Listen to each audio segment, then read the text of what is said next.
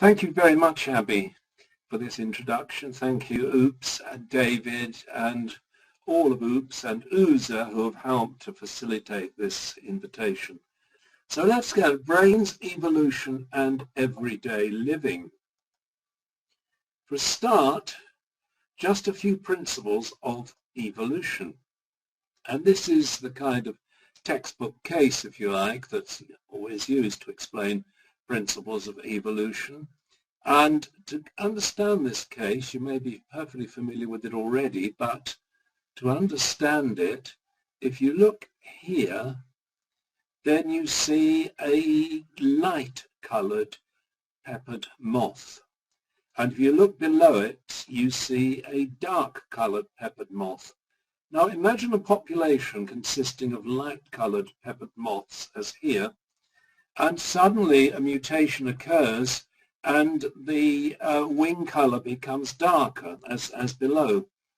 Now I think you'll appreciate that that is not an adaptive mutation, because they're much more conspicuous against their background than the lighter coloured ones, and so the bottom ones are likely to be picked off by predators, and that gene form is unlikely to be perpetuated, so there'll be an advantage given to the top one.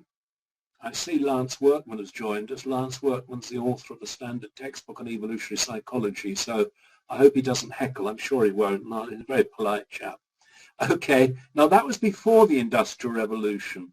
Then after the Industrial Revolution in the north of England, you see that the background changes, it becomes darker, and what you see now is that this one is at an advantage. So such a mutant form would be at an advantage relative to this one, and hence leave more offspring, and hence increase in numbers in the population. So what this is basically saying is that there's a kind of match between evolution and the environment. And when the environment changes, it can be that evolutionary pressures change. Now, we can observe this because the time between generations is very short for a moth, whereas for humans, it is much, much longer, and so it's more difficult to observe humans. So let's take another example, though, here, which is this. Let's just look at this chap. Now, you might think with that display that this fish would be an obvious target for predators, and probably it is. So why does it have this incredible display when it's making itself a sitting target to predators? And the answer that evolutionary theorists would give is that it is attractive to members of the opposite sex. This is where the attraction lies, that its unique characteristics not only engage the attention and the motivation, but they probably actually boost the motivation of a member of the opposite sex, and therefore there is sexual selection operating which favors that display. Now you can see here that it's a kind of trade-off, because what could be beneficial for sexual selection, attractive to another member of the opposite sex, would be bad for natural selection, attract predators. And one assumes that throughout evolutionary history these kind of trade-offs have happened. Now here's another where we've actually, experiments were done on this. Why do, well, male peacocks, why do they have such big tails? There would seem to be an obvious hindrance, likely to get caught in branches, likely to make the peacock more vulnerable to being caught by a predator such as a tiger. And I think there's no doubt that that is the case. But the answer is that they are particularly attractive to female peacocks. And this has been shown experimentally by a late colleague of mine at the Open University, Tim Halliday. They actually took a pair of scissors and cut off some of the feathers on some and stuck them on another one, so manipulated as an independent variable the size of the display, and found that peacock females were turned on by very big displays. Now, you might say, isn't that a bit crazy to be turned on by a very big display? But, I mean, women tend to get turned on by very big cars, which probably are just as big a hindrance to this. Well, some women, not all women, of course, but some women are turned on by very big cars. I think the point here is that what is this signaling? It's signaling that it's attractive to females, but it probably says something more than that. It probably says that if I've been able to survive with this enormous handicap I'm carrying around with me, I must have some pretty good genes. If I could develop this enormous tail, I must have a very healthy body. Therefore, come and mate with me. That's a kind of evolutionary logic behind this. Now, here's another thing that this is Nico Tinberg and the Dutch Oxford ethologist that identified this, that the bird, the oyster catcher, there to the left, you can hardly see them, but it is on some rather small eggs that it is hatching. They are the natural eggs of the oyster catcher. If this thing will work, oh, here it is, yes, I'm still getting used to modern technology. There you see small eggs, but given a choice between a natural egg and an enormous egg, then the oyster catcher goes for the enormous egg, which is quite unbiological because they've not confronted this and it would be maladaptive to sit around on that thing because it will not produce offspring. This is what is called supernormal stimuli, and I believe we see them in human behavior as well. Something like this was our origins, our evolutionary origins as humans, was something like this, and it's hard to imagine anything more different from our contemporary environment than this. And so evolutionary psychologists speak of the notion of evolutionary mismatch, that our environment evolutionary adaptation is very different compared to the present environment, and yet we have evolved in that environment. We haven't changed very much, maybe something, but not very much between that environment and our present environment. So we are 21st century cultures with a Stone Age brain. Maybe that's a slight overstatement, but that is the principle that evolutionary psychologists use to understand human behavior. Now just look at some brain processes that I'd like to involve in the discussion, and I'll talk about dopamine, and particularly I'll talk about this pathway here, number 2 here. I think it's mauve. I look up closely. Yes, it seems to be mauve, but pathway 2 in any case. The mesolimbic dopaminergic pathway. That is what creates our wants in life. When we see something we want, we are drawn to it. And want is the appropriate word because evolution makes us want those things which have been successful in our past history in perpetuating genes. So it makes us want food, it makes us want sex. Now interestingly, it also makes us want things like a cigarette containing cocaine, when as far as we know such things, or even an injection of cocaine, snorting cocaine, we believe that these things were not around in our early evolution. So how do we explain their enormous pulling power? The answer is that they hijacked the biologically appropriate. They have a direct route to that pathway 2. If you look at pathway 2, then they, when the sight of them draws the person in, if they have a habit of using these artificial means of getting a high. So it's cheating evolution in a sense, but that's how things tend to work. Now something else I talk about just to prepare the discussion. Consciousness is a limited resource. We can only do one thing at a time generally, but our unconscious processing can process many things in parallel. It's processing, oh, I'm not walking him up. If I were, then the leg movements backwards and forwards, it would be processing the remains of my lunch, digesting it, and so on. There's not, as far as we know, much of the way of a limit in the use of unconscious processing, but there is this conscious resource limits in its capabilities. And that partly explains why we make slips. So we tend, for example, if we're using this resource, the brain is parsimonious in its use of processing. So it will do things on automatic control if it can get away with it. If it can't get away with it, it will do them with full conscious processing. So we see slips, errors are happening because we slip from full conscious control to a more automatic mode of control. I hear motorists talk about this all the time. They were driving from London to go to Glasgow, but they've always regularly turned at exit 14 in Milton Keynes, and they turn off exit 14, and then when they see the signs Milton Keynes, say, oh my God, I've made a mistake, I better turn around. Well, it's an adaptive way of behaving, though it gets it wrong sometimes. It sometimes gets it wrong, as then, but generally it's adaptive to put weight on automatic control where it can be done by automatic control. And pain. Now, what the evolutionary processes have given us is a system that responds to noxious stimuli by a sensation of pain. But it does even better than that because they respond even before the pain happens. And you've probably witnessed this. If you put your hand under a hot tap, you automatically pull your hand out rapidly, and then you probably, if you're like me, you can actually feel the conscious sensation of pain a fraction of a second later. So it is the pain comes after the reaction.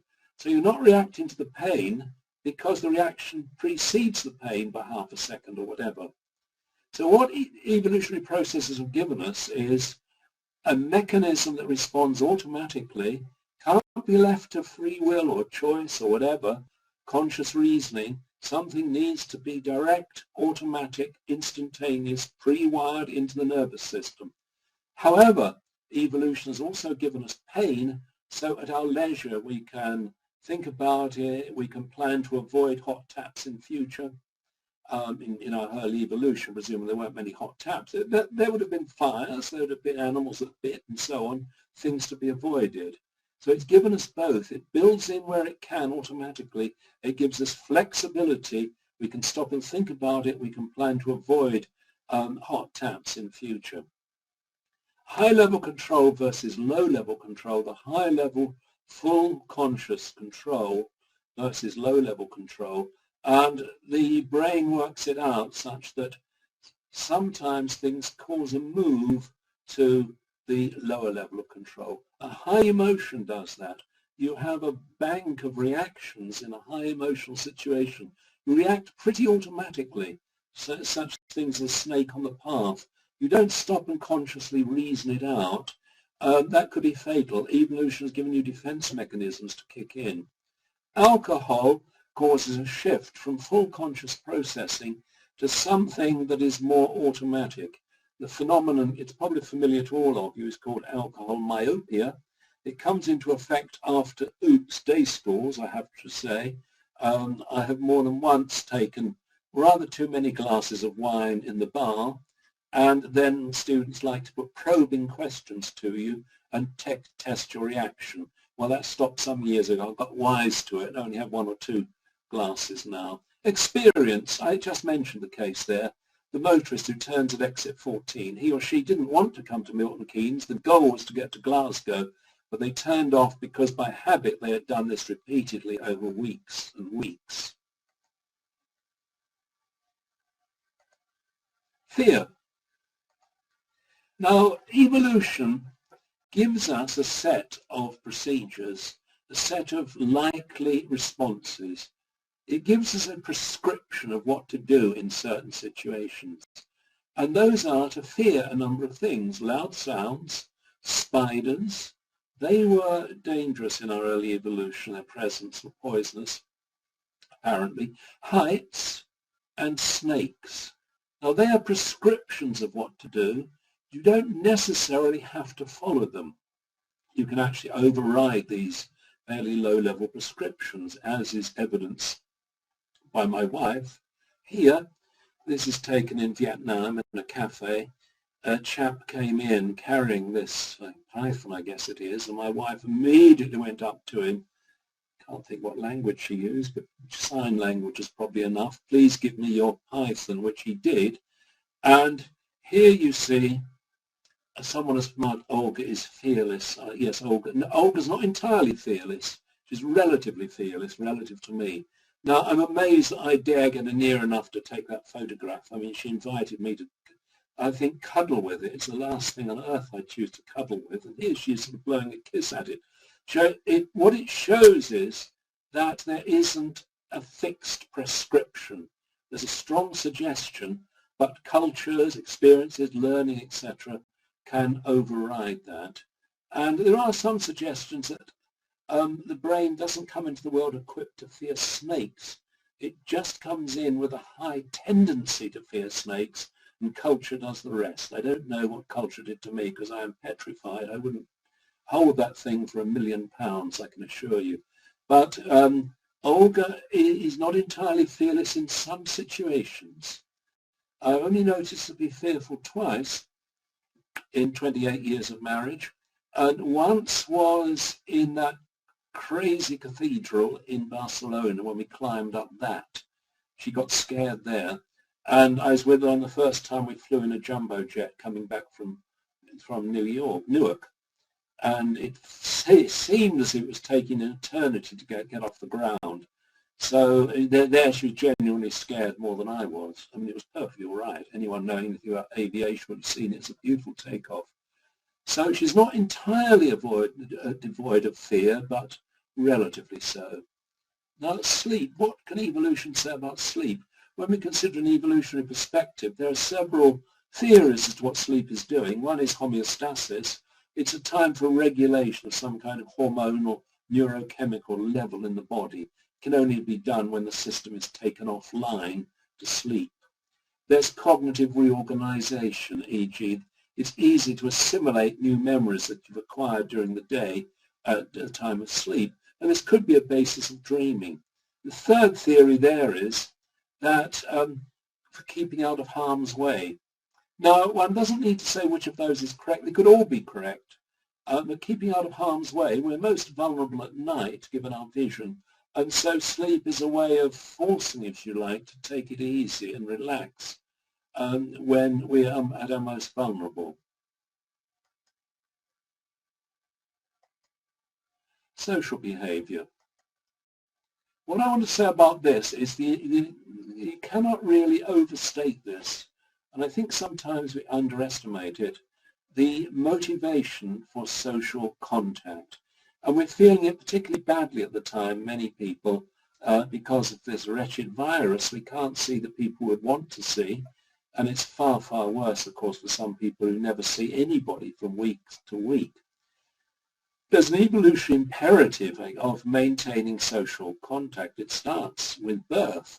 The infant caregiver, as Bowlby so brilliantly documented, that the infant caregiver bond, there was a kind of evolutionary imperative, if you could put it that way, to develop a bond there. Now, of course, not everyone develops a bond, but Bowlby suggested there is a basic mechanism underlying that bonding, and then it appears that the kind of bond we form there comes into effect with pair bonds later. It also comes into effect with tribal cohesion in our early environment. So, in other words, we are motivated to seek the contact of our fellow man, woman.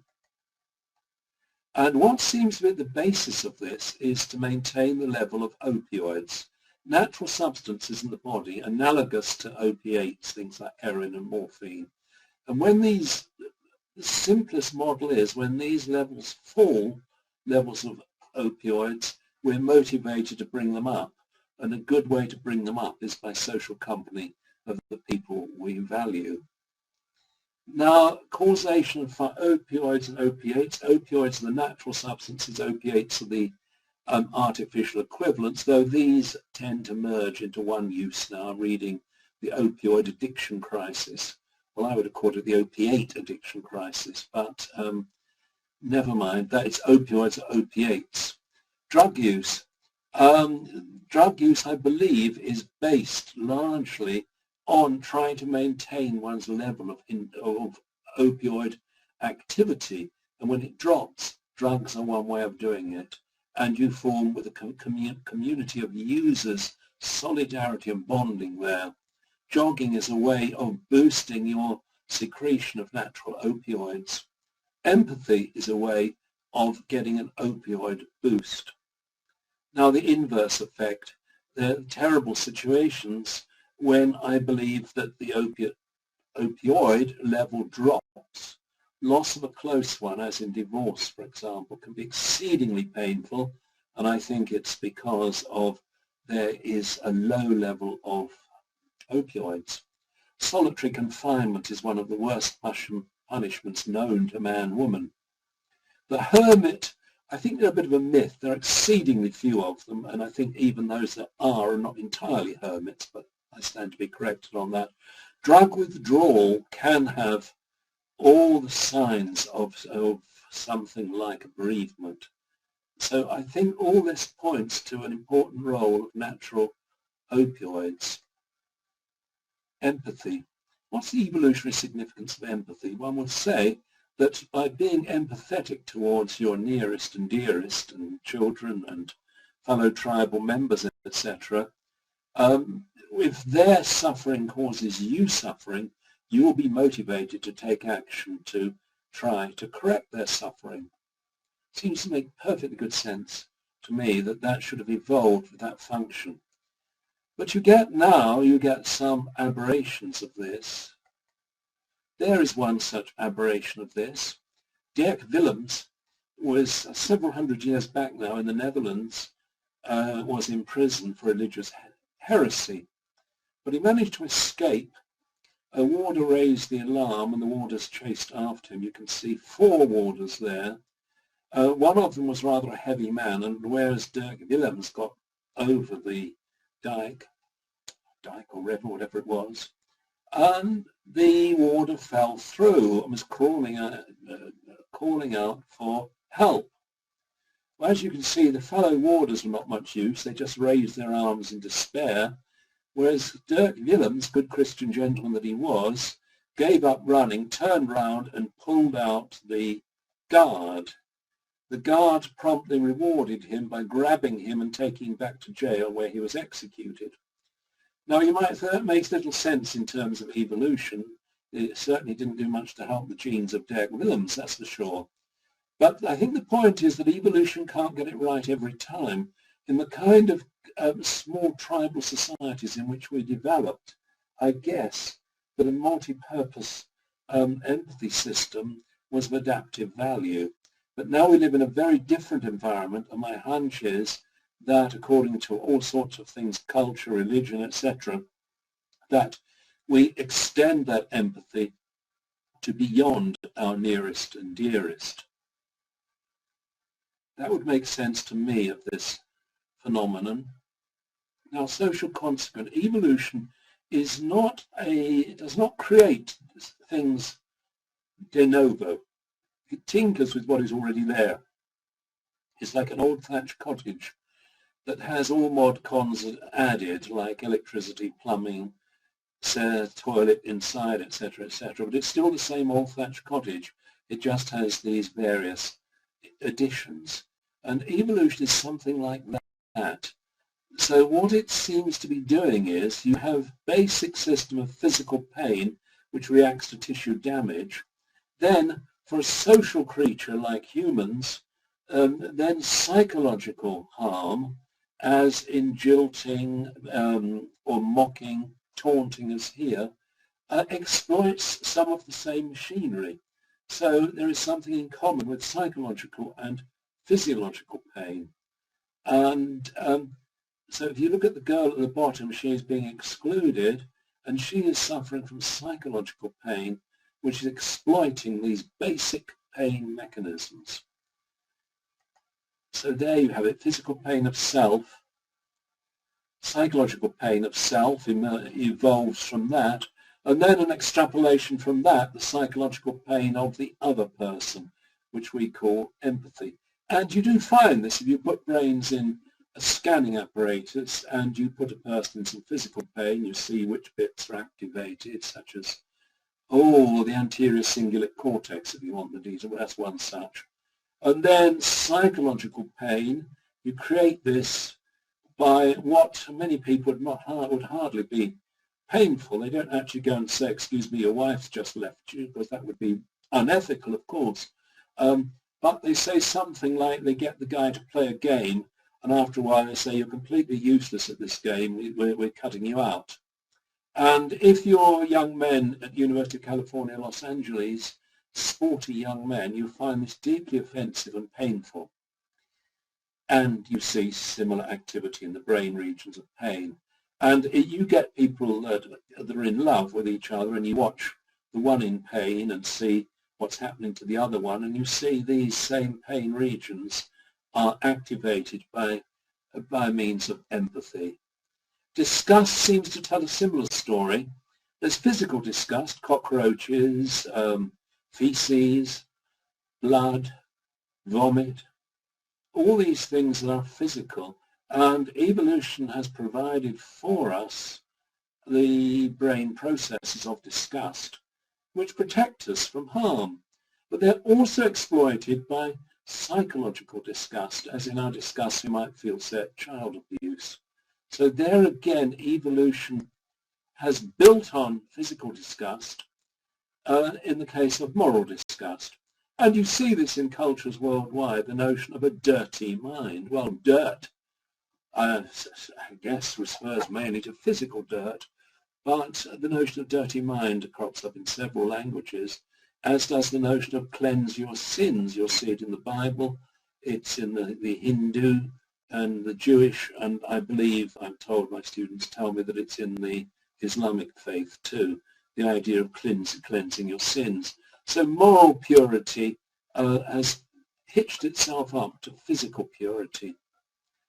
Now here you see probably the most cited diagram in the history of psychology, more so even than Skinner's rat or Pavlov's dog. This is Maslow's hierarchy of needs.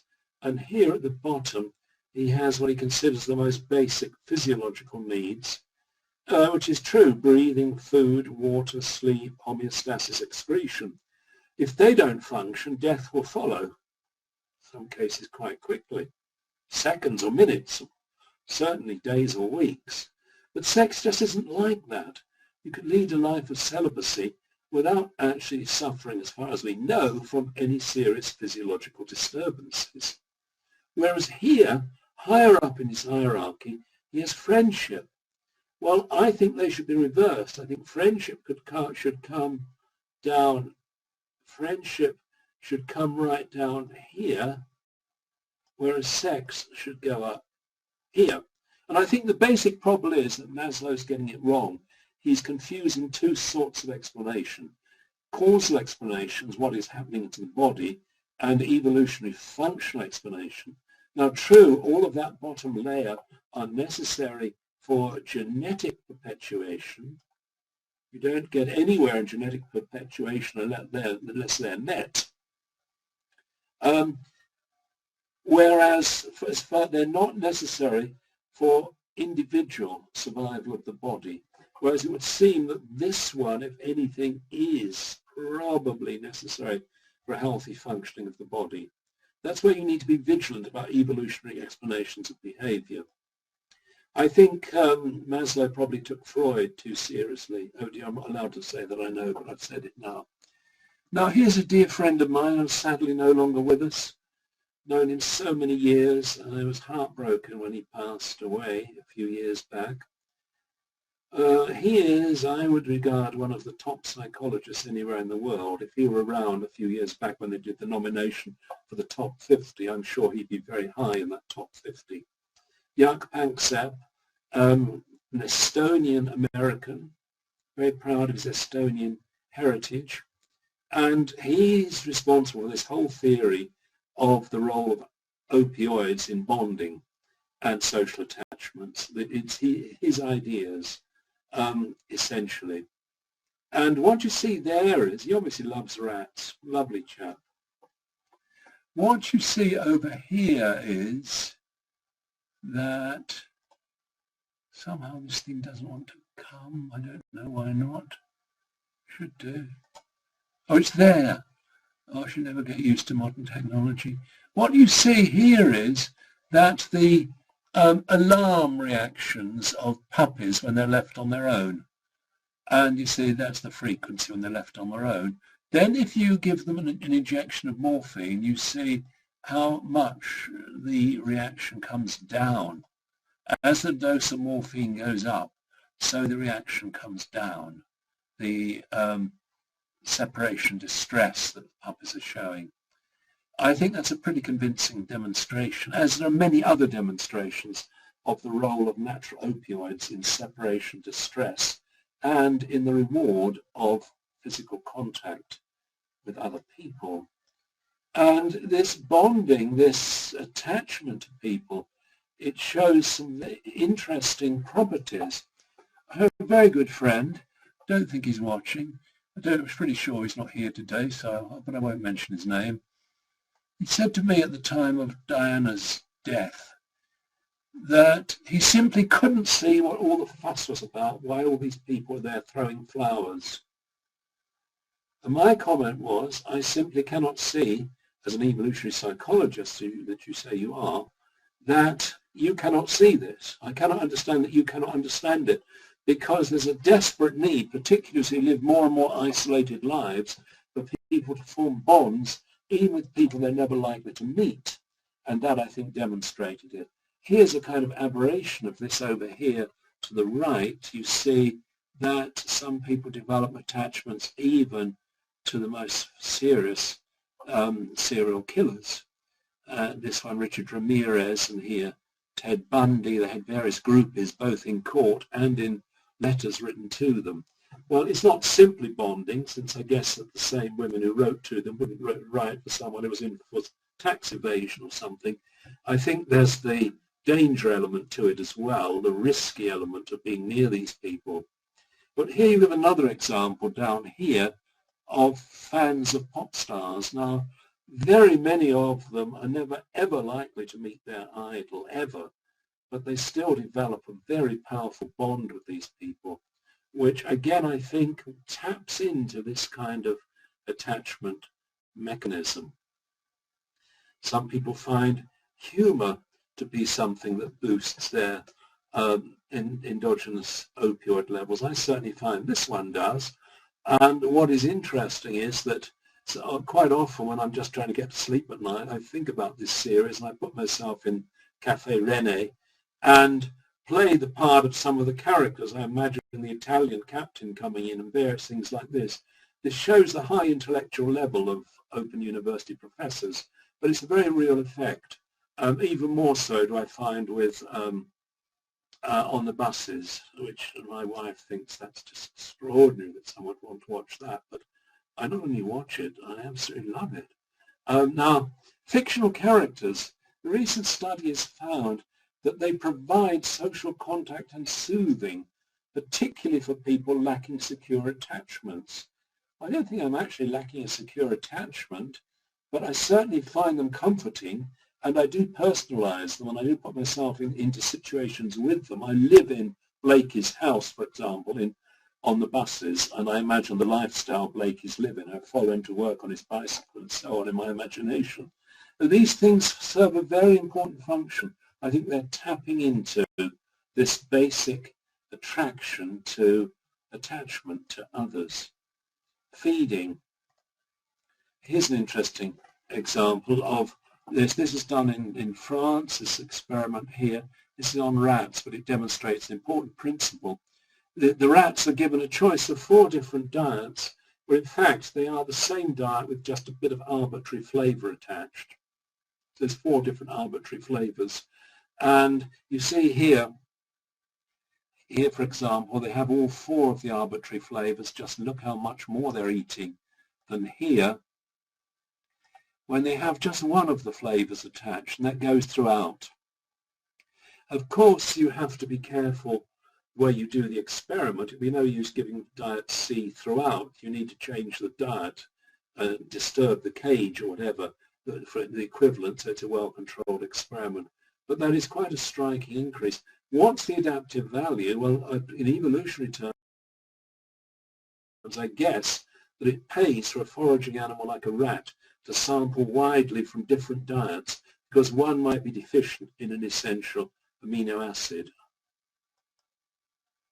Now, what we're getting now is, I suggest, is a world of food so vastly different from our early evolution.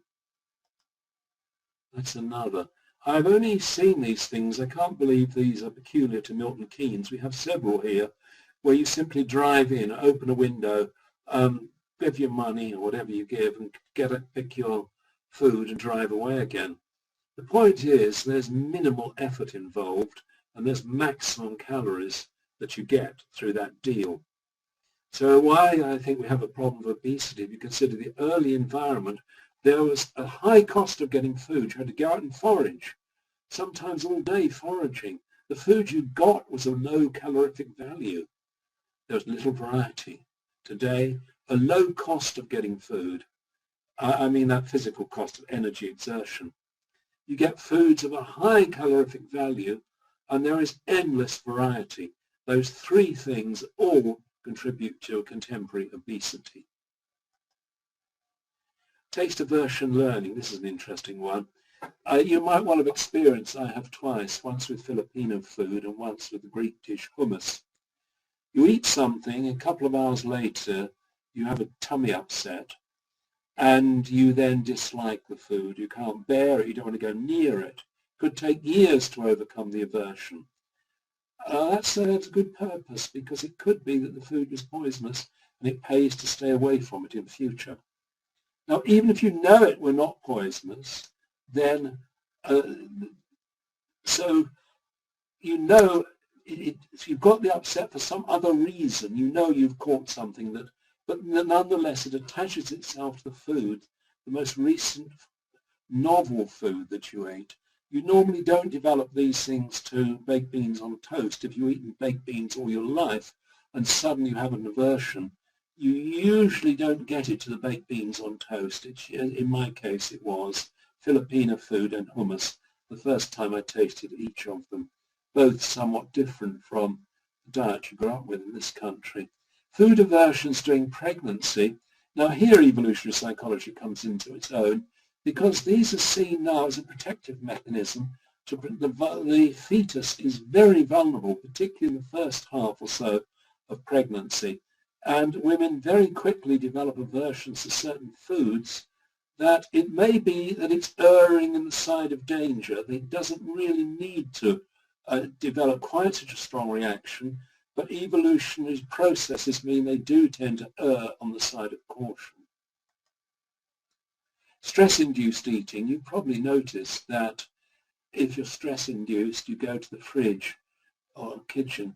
What you really want is a piece of gorgonzola or brie, isn't it, or a piece of chocolate. You don't really want a cabbage leaf or a whole cucumber because they don't have the same capacity to trigger natural opioids. And so it's comfort eating is soothing you by the release of opioids. Sexual behavior. Now, these are supernormal stimuli here, in Tinbergen's terms. In our evolution, no one was quite as attractive as this, we suppose. Nor this. Nor this. I guess he doesn't stand a chance in that situation. The Coolidge effect, sexual novelty. Again, the Coolidge effect refers to the arousal of novelty, of sexual desire by a change of partner. And not everyone feels it. Some people are perfectly happy with the same partner lifelong, perfect fidelity. However, a considerable number of people do feel a novelty effect, whether they do anything about it or not, it's another question. But they feel themselves more strongly turned on by a novel potential partner than by their regular partner. Particularly evident in males, as you might suppose, because they have the most to gain by it, whereas women have the most to lose by it. Sorry, let me go back. Here again, I think evolutionary psychology can be insightful. This shows the Chinese custom. It's been banned now for, oh God, nearly a century, I believe, or getting on that way. Foot binding. Girls at birth almost had their feet bound, so they simply could not grow to their normal size. Well, how does one make any sense of this at all? Curiously enough, Chinese men at that time said they found these crushed feet can be a sexual turn-on, which is one way of looking at it. But I guess how it developed is as a kind of defense mechanism against female infidelity. If you can't get out of the house, then you're guarded, your mate has guarded you against any possibility of temptation. And there is the similar argument here with genital mutilation, which so tragically still exists in some countries and occasionally even crops up in Britain. The logic is that if the female genital is mutilated, she's not going to feel the same desire. Now, this presents an interesting situation because people like David Buss have argued that females are not by nature promiscuous. So if they're not by nature promiscuous, why do you need to go to these enormous lengths to guard their innocence? I think the answer is twofold. I think that even David Buss would admit that not all women are non-promiscuous. First point. Second point, I think that the logic is rather why you put two locks on your front door because you want to be double safe. So even though there may be this tendency towards fidelity, which is opening up a whole can of worms, then the males at this period, and now with genital mutilation, want to be double sure that they're not going to bring up a child that is not theirs. Now let me look at something here now. It's called the cold to hot empathy gap. It's where emotions come in. I mentioned about the evolution of emotions early on. And this is a slight digression, but it's relevant to what we're talking about. In an emotionally cold state, difficult or impossible to imagine how one would feel in a hot state. Now it's called empathy, okay? It's empathy not for another person, but it's empathy for yourself, putting yourself in the mind of how you would be in a different state. So when you're in a cold state, can you imagine how you'd feel in a hot state? It's very difficult to do. People find it difficult to imagine what it's like to be in pain when they're not in pain. And sometimes you find that rationality is lost in a hot state. So someone might have made a purely platonic arrangement to meet a former lover. Everyone has good intentions, they want to know the relationship is over, but when they get in each other's presence, then they find the hot state kicks in and the emotional cold state is no longer adequate to restrain them. Here's advice to sex offenders as well. Don't try, if you're a sex offender, don't go try looking at just one porno picture of a child. You might think in a cold state you can go and look at it and resist going further. When you get in the hot state, you might well not be able to resist. Sexual violence, this is something. There could be few subjects more controversial than this, and so tragically it's current in Britain at the moment with this awful case of sexual violence that we're hearing in the news at the moment. And how do you explain rape? Well, Thornhill and Palmer raised the issue that rape could be an evolutionary adaptation that kicks in for males who can't secure matings any other way. Now, this released horrendous reactions from feminists, and I see why. Because the offence is so horrendous that if you try to explain it as an evolutionary adaptation, as much as you say, I'm only explaining it and not condoning it, it sort of gets a feel that you might be condoning it. The intellectual and the emotional level don't quite match up. And I think the other thing why they were so angry about it, feminists, was that if rape is an adaptation, it somewhat undermines their claim that rape is a cultural aberration of macho-dominated society, a patriarchal male society, which offers something to do about it, I guess, in their eyes, more than if you claim it's an adaptation. Personally, I don't think it is an adaptation. I think there are two distinct systems which undoubtedly exist, sexual desire and anger, dominance, aggression, and I think they fuse in the case of a rapist. But you can plead the naturalistic fallacy that stating something is not condoning it as much as you like. It just, to some people, has that feel. that it is condoning it. Sexual jealousy, this is an interesting one. Again, a work by David Buss. What Buss found is a distinction between sexual and emotional infidelity. Males tend to be more angry about sexual infidelity, whereas females tend to be more angry and disturbed by emotional infidelity. And I guess it makes perfectly good sense, because if the male's partner has sex with another man, it risks tying up his reproductive system, her reproductive system, for 9 to 10 months or so. This means that he could equally end up bringing up another male's child. Whereas for sexual infidelity, if the male commits a relationship, sex on the side to the main relationship, he's only put out of action for a short period of time, depending upon age. So the costs attached are incredibly different. The cost attached to emotional infidelity, where the male might be attracted to moving off with the woman, is great as far as the female is concerned, because he's left behind her to bring up the children. Whereas sexual infidelity, there's some possible cost. You know, he might catch a venereal disease, he might get hit over the head by a jealous partner, but the cost is fairly minimal compared to the cost to the female.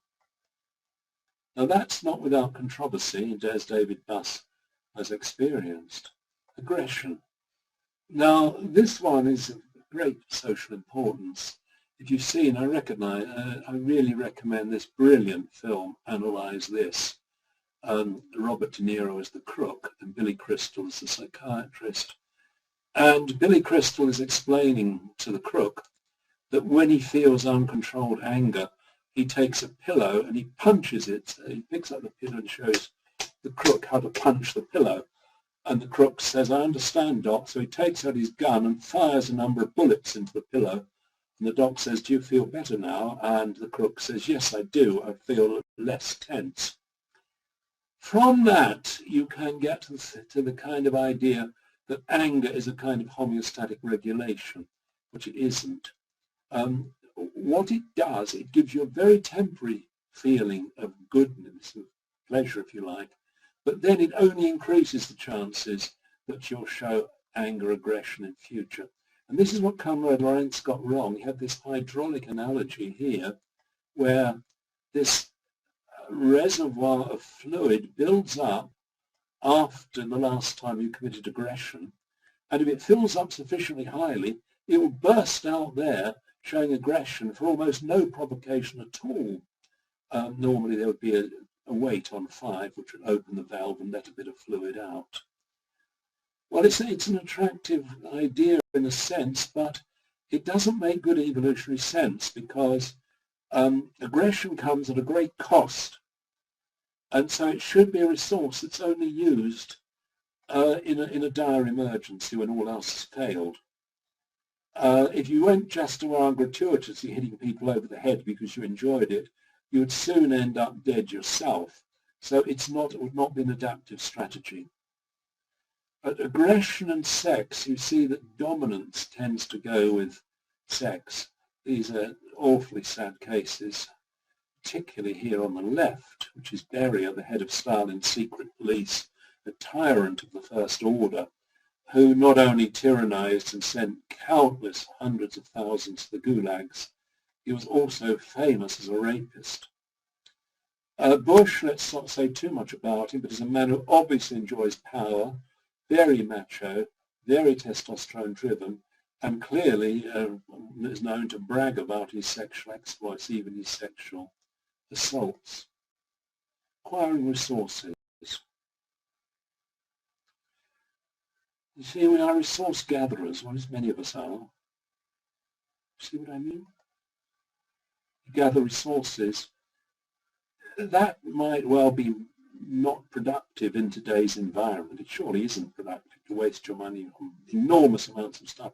But I suspect the old evolutionary imperative, if you like, of gathering things is still part of our makeup.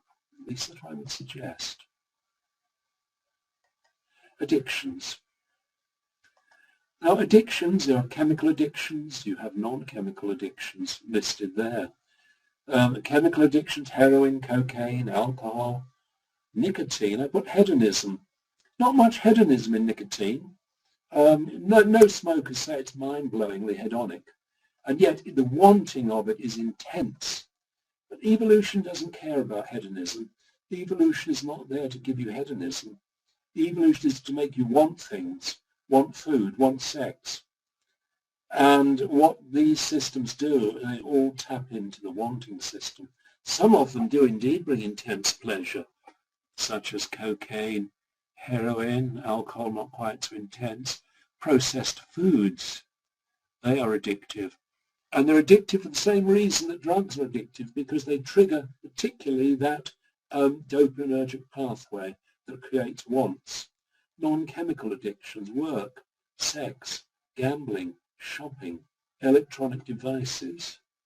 These are all addictions that in some sense, I believe, reflect our evolutionary heritage. Drugs. There you are, Skinner writing about Freud. He noted that Freud was rarely, if ever, photographed not smoking. And so what Skinner's own terms, reinforcement one against rule-governed the rational conscious mind. In Freud's terms, the id versus the superego. Freud was going for short-term kicks all the time to boost his dopaminergic system, and he was pulled into cocaine use because of his dopaminergic systems, hijacking what would be perfectly adaptive biological processes. Addiction and social context. The density of community and personal networks. These are indices of what's called social capital, how much you possess. And if you possess all 5 of these, you're living in a pretty good lifestyle. Look at those. You see how many of those you can tick. That's your social capital. And what you see is that people with a low social capital tend to be drawn to hard drug use. And in fact, looking across the states of the Union, the United States, there's a very strong negative correlation between your social capital and frequency of deaths from drug overdoses. The better off with social capital not only take drugs as often, but they better understand how to use them. They don't take them at times of desperation. And if they do overdose, they probably can get medical help more quickly than the less fortunate people. Sex. Common feature is boosting of dopamine transmission. You might say these 4 have all been treated for sex addiction. Well, look, I mean, the first thing to note there is that it's not a shortage of sex, that's for sure, in each of those cases.